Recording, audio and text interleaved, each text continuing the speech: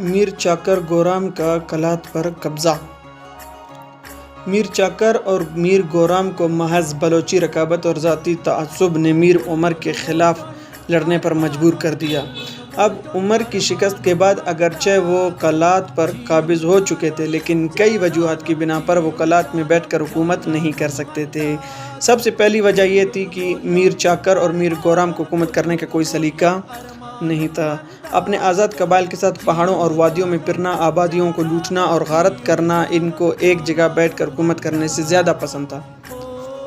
وہ پیدائشی خانہ بدوش تھے۔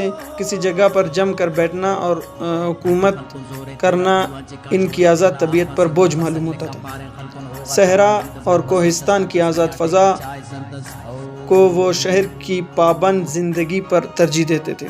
اس لیے قلات پر اگرچہ 2 سال تک برائے نام قبضہ رہے، مگر انہوں نے یہاں پر حکومت نہیں کی۔ سردیوں میں کچی اور گرمیوں میں ساروان ان کی لوٹ مار کی آمجگاہ بنے رہے۔ دوسری وجہ یہ تھی کہ میر چاکر اور میر گورام میں بھی باہمی رقابت تھی۔ وہ بھی ایک دوسرے کی حکومت کو برداشت نہیں کر سکتے تھے۔ وہ آپس میں سیال تھے۔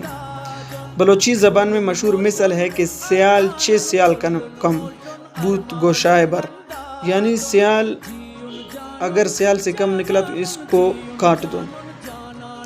پس بلوچی سرشت کے مطابق نہ تو میر چاکر میر گورام کو حاکم مان سکتا تھا، نہ میر گورام میر چاکر کی حکومت تسلیم کر سکتا تھا۔ دونوں کے قبائل بھی قومی اور چھوٹ کے تھے، اس لیے کسی ایک کو دوسرے سے آگے بڑھ کر کلات کی حکومت پر قبضہ جمانے اور حاکم بن بیٹھنے کی جرات نہیں ہو سکتی تھی۔ تیسری اور شاید سب سے بڑی وجہ یہ تھی کہ ان کے قبائل یعنی رند اور لاشار مال مویشی پالنے والے مکران جیسے گرم علاقے کے باشندے تھے۔ ان کو مال کی چرائی کے لیے قلات سے زیادہ کچی کے گرم اور زرخیز میدانوں کی ضرورت تھی۔ قلات کی سردی اور برف باری ان کے اور ان کے مویشیوں کے لیے ناقابل برداشت تھی، کیونکہ انہوں نے ایسی سردی اپنی زندگی میں پہلے کبھی نہیں دیکھی تھی۔ کچی میں ان دنوں جام نندا کی حکومت تھی، جہاں جاموٹ ان کو آسانی سے جانے نہیں دیتے تھے، مگر کیونکہ ان بلوچوں کو بھی کلات کی سردی سے نجات حاصل کرنے اور مال مویشی چرانے کے لیے سردیوں میں کسی گرم علاقے کی ضرورت تھی، اور کچی ایک وسیع اور سرسبز شاداب علاقہ تھا جہاں میر چاکر اور میر گورام کے قبائل علیحدہ علیحدہ رہ کر بآسانی گزارا کر سکتے تھے، اور اس کے علاوہ ان کی قبائلی لوٹ کھسوٹ کے لیے سندھ کا زرخیز خطہ بھی قریب تھا۔ اس لیے میر چاکر اور میر گورام کے بلوچوں نے کچی کو جام نندا سے بزور شمشیر فتح کرنے کا عزم بالجزم کر لیا، اور یہ طے پایا کہ میر چاکر اور اس کا باپ شہک اپنے رند قبیلے کے ساتھ براستہ بولان اور میر گورام اور اس کا لڑکا رامن خان اپنے قبیلہ لاشار کے ساتھ براستہ مولا کچی پر 2 طرفہ حملہ کر دیں، اور فتح کرتے ہوئے کچی میں جہاں دونوں قبائل پھر ایک دوسرے کے ساتھ مل جائیں، رند لاشار کے درمیانی حد متوسر ہو اور ہر قبیلہ اپنے مفتوحہ علاقہ پر قابض رہے۔ میر چاکر اور میر گورام کا کچی پر حملہ۔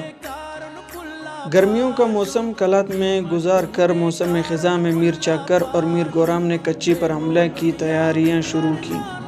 میر مندو کو، جو میر چاکر کا خسر تھا، کلات میں بٹھا کر میر چاکر اور میر شہک نے اپنے قبیلے کے ساتھ براستہ بولان، اور میر گورام اور میر رامن خان نے اپنے قبیلے لاشار کے ساتھ براستہ مولا کچی پر 2 طرفہ حملہ کر دیا۔ رند و لاشار کئی سالوں تک میر چاکر اور میر گورام کی سرکردگی میں جام نندا کے ساتھ کچی کے میدانوں میں لڑتے رہے۔